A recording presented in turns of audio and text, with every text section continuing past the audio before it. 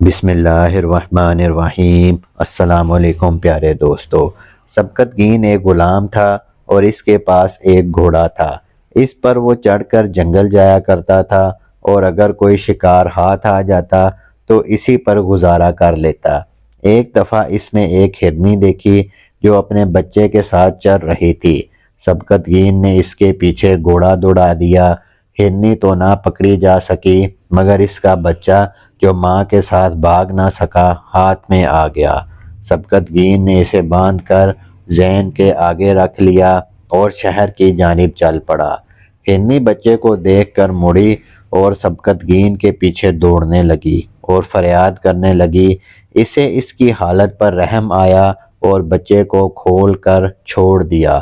ہرنی نے دوڑ کر بچے کو لے لیا اور آسمان کی طرف منہ کر کے دعائیں دینے لگی۔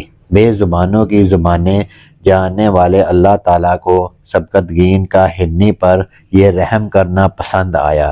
رات اسے خواب میں حضرت محمد صلی اللہ علیہ وآلہ وسلم کی زیارت ہوئی تو آپ صلی اللہ علیہ وآلہ وسلم نے فرمایا کہ تو نے جو بے زبان پر رحم کیا ہے اس پر ہم بہت خوش ہوئے ہیں، اس کے عوض اللہ تعالیٰ تجھے بادشاہی عطا فرمائے گا، اور یاد رکھنا جس طرح تو نے اس جانور پر رحم کیا ہے اسی طرح اپنی رعیت پر بھی نظر کرم کیا کرنا اور ظلم و ستم نہ کرنا۔ اس واقعہ سے ہمیں یہ سبق ملتا ہے کہ اگر ایک بے زبان پر رحم کرنے سے اللہ تعالیٰ غلام کو بادشاہ بنا سکتا ہے تو پھر اگر ہم انسانوں کے ساتھ بھلائی کا معاملہ کریں تو اللہ تعالیٰ ہمیں کن کن نعمتوں سے نواز سکتا ہے۔